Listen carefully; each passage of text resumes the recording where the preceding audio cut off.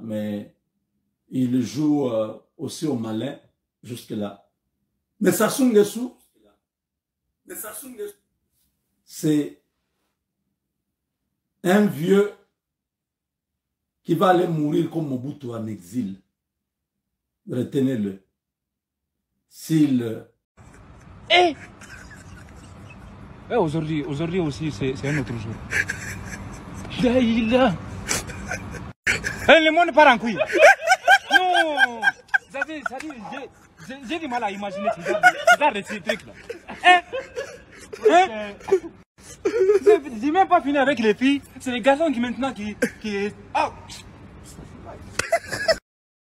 Mais il joue aussi au malin jusque-là. Mais Sassou Nguesso, c'est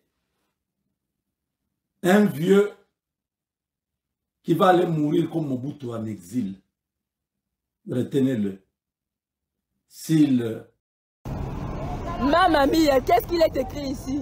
Qu'est-ce qu'il est écrit ici?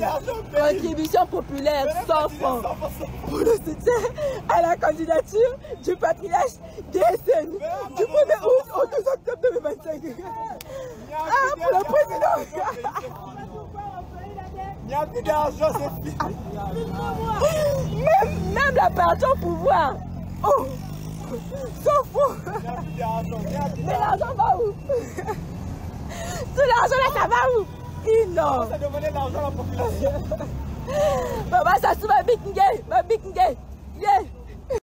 Sassou Nguesso a le droit de se représenter l'an prochain, mais il est au pouvoir depuis plus de 40 ans. Est-ce que vous pensez qu'il pourrait envisager de laisser la place aux jeunes? Bon, moi je poserais la question plutôt dans l'autre sens. Aujourd'hui, nous sommes dans une grande stabilité, nous avons un président de la République expérimenté. Je vous laisse voir la stabilité et l'expérience que Thierry Mongala est en train de parler et on va revenir. Choc économique en République du Congo. Des familles sont de plus en plus vulnérables. La précarité de vie est perceptible par le difficile accès au logement, aux services sociaux de base. L'on assiste de plus en plus à la flambée des prix des denrées alimentaires sur le marché, avec de graves conséquences dans les ménages. Le panier de la ménagère devient vraiment un casse-tête chinois, parce que le Congolais ne vit plus, il survit. Plaidons pour que le gouvernement prenne encore toutes ses responsabilités, parce que le Congolais ne peut plus, il est au bout du rouleau. Nous ne vivons plus. Maintenant, on commence à prendre le lait dans des foyers pour passer la journée. Ça s'explique. Regardez.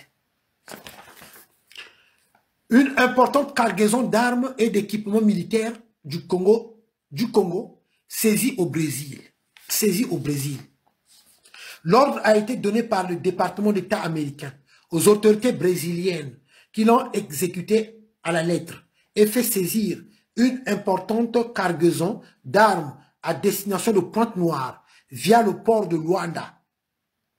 Joao Pereira, le marchand d'armes au centre de l'opération, a été entendu pendant des heures par la police. Monsieur Nitou parle avec des preuves, le document est là. Voilà. Acheter des armes, pourquoi faire? Pourquoi faire?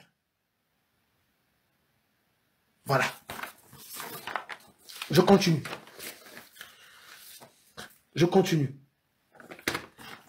Est-ce qu'il suffit de ne plus obéir pour être libre? C'est la question que se pose Étienne de la Boétie dans le discours sur la servitude volontaire. Si tu ne connais pas ce texte, il a été écrit par un jeune homme de 18 ans en 1548. Et pourtant, il est toujours d'actualité parce qu'il questionne les mécanismes de la soumission et la légitimité du pouvoir. Je t'explique l'idée principale en 2-3 minutes. Dès la première page, la Boétie expose son projet. Je voudrais seulement comprendre comment il se peut que tant d'hommes, tant de nations, supportent quelquefois un tyran seul qui n'a de puissance que celle qu'il lui donne. Là déjà, il y a deux choses. Les hommes se disent contraints d'obéir à l'autorité, mais ils pourraient numériquement la renverser. Donc ce n'est pas comme ça que fonctionne le pouvoir. Un tyran n'a de puissance que celle qu'on lui donne. Donc dès le départ, c'est une clarification importante. La domination n'est pas quelque chose que l'on subit passivement, sinon il suffirait de la contester. La domination, c'est quelque chose qu'on participe activement à produire. C'est la servitude volontaire. Le sujet participe à la domination qu'il subit. Reste à savoir pourquoi. Pourquoi est-ce que l'on préfère se soumettre plutôt que d'assumer notre liberté? Étienne de la Boétie donne 3 explications. La première raison de la servitude volontaire, c'est l'habitude.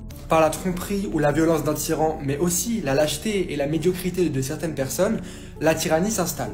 Mais ensuite, c'est l'habitude d'obéir qui fait que la tyrannie reste. Ceux qui vivent depuis longtemps ou naissent dans une tyrannie ne savent plus ce qu'est la liberté, donc ils ne peuvent plus la désirer. N'ayant pas même vu l'ombre de la liberté et n'en ayant pas entendu parler, ils ne ressentent pas le malheur d'être esclaves. La deuxième raison qui fait que l'on accepte la tyrannie, c'est que le tyran distrait le peuple et le rend bête. La Boétie écrit « Tous ces peuples se laissent promptement allécher à la servitude pour la moindre douceur qu'on leur fait goûter. Les jeux, les farces, les spectacles et autres drogues de cette espèce étaient pour les peuples anciens les appâts de la servitude, le prix de leur liberté ravie, les outils de la tyrannie. » Ça me semble terriblement d'actualité.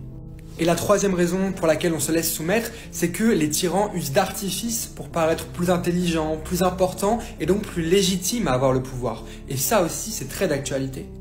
Donc Étienne de la Boétie ne nous accuse pas de nous laisser tyranniser et de ne pas vouloir être libre, non. Il nous invite plutôt à prendre conscience de la vraie nature du pouvoir pour s'en débarrasser. Parce qu'aucune tyrannie ne peut durer sans qu'à un moment ou un autre, on y participe. Non seulement en obéissant, mais aussi en faisant obéir les autres, en participant alors soi-même à la tyrannie. Et la fin du texte insiste beaucoup là-dessus. Pour Étienne de la Boétie, il existe des relais, des serviteurs du pouvoir qui l'aident parce que le pouvoir leur profite. Parce qu'ils préfèrent leurs petits intérêts personnels que l'émancipation collective. Mais alors qui sont ces serviteurs de la tyrannie? Alors certains le sont plus que d'autres, mais on l'est tous un peu parfois en réalité. Toutes les fois où on défend nos intérêts aux dépens des autres, où on ne respecte pas leur liberté, où on donne des ordres. Toutes ces fois, on entretient une tyrannie dont on est aussi la victime. Et c'est pas vraiment notre faute, car on est tellement habitué à la tyrannie qu'on finit par y participer. Mais il faut s'interroger, je me plains de l'injustice, mais quand est-ce que moi aussi j'y participe? Il y a donc une responsabilité collective, non pas de combattre la tyrannie, mais juste d'arrêter de la soutenir en refusant d'obéir et de faire obéir. Finalement, Étienne de la Boétie propose un programme moins ambitieux, mais très enthousiasmant contre la tyrannie. Ne pas cautionner la tyrannie et encore moins y participer. Et retrouver le désir de la liberté, notamment en s'éduquant. D'ailleurs, à la toute fin du texte, Étienne de la Boétie écrit « Apprenons donc, apprenons à bien faire, levons les yeux vers le ciel pour notre bonheur ou pour l'amour de la vertu. » Comme d'habitude, le texte est dispo en PDF sur mon profil TikTok. Donc pensez à vous abonner et surtout à repartager la vidéo, c'est super important. Et puis dites-moi en commentaire, d'après...